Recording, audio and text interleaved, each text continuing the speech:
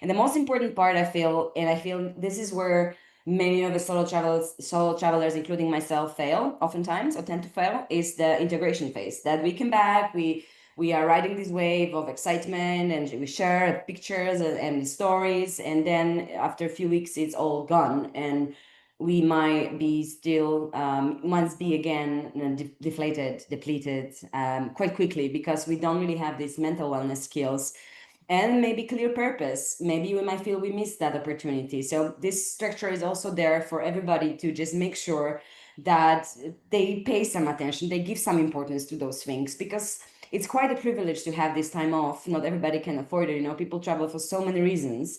Oftentimes it's migration, which is not really chosen, and we have this privilege, huge privilege, to go, and oftentimes we just come back and we complain, and we just don't really make the most out of it, which is a bit sad. And that's why we are doing what we're doing. So very important, the integration, the repeated action, hopefully based on our purpose instead of overchanging feelings and thoughts. Gratitude versus complaining mindset. And again, keyword, you really nailed it, resilience.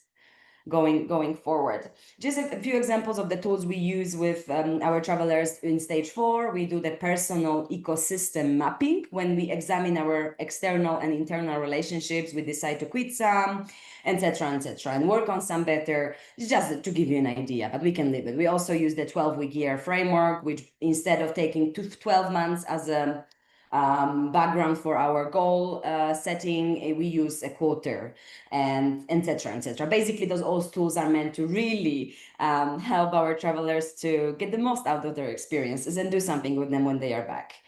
Amazing book.